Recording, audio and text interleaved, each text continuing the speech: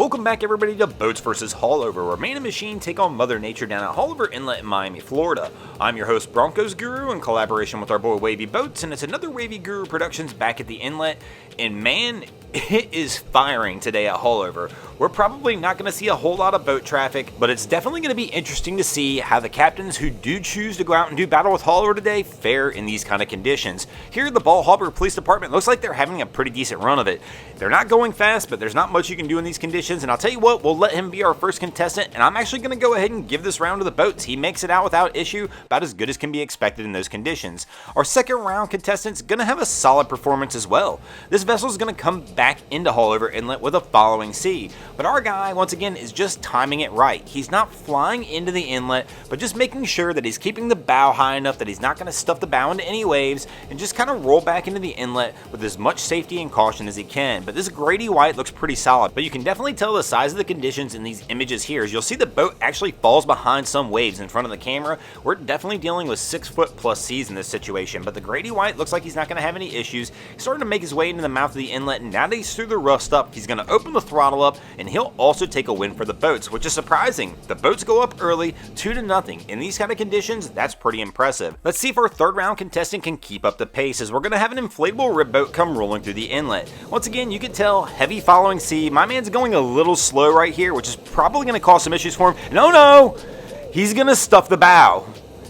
And unfortunately for this captain, we do have a few rules here on Boats vs. Haulover. 1, no kids in the bow of the vessel without life jackets on, and 2, if you stuff the bow, it's an automatic loss. So even though he looks pretty good here at the end, the damage has already been done, and Haulover Inlet will absolutely take a win in this round. And that'll take us into our fourth round, with the boats still up 2-1. Let's see if the boats will be able to close this out early, or if Haulover will make the comeback. Here we're going to have a pro line coming out of Haulover Inlet.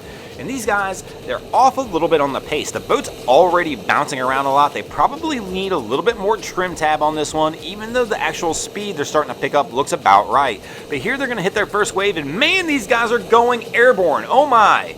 And that's going to bring the boat back to a screeching stop.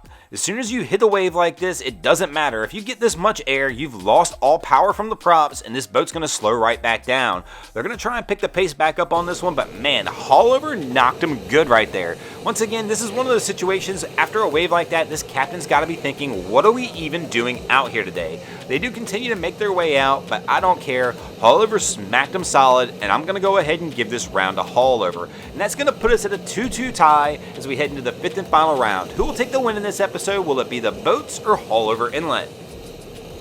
And our fifth round contestant to do battle with Haulover Inlet and decide who will be the winner today is going to be one of our local charter crews, Spellbound. Here we can see the vessels starting to make their way back into the inlet. They're actually coming in fairly slow, but that could be on purpose. Once again, this is a local charter boat. There's a crew on back that's paid to be out here, and they're probably just trying to give them as comfortable a ride as they can.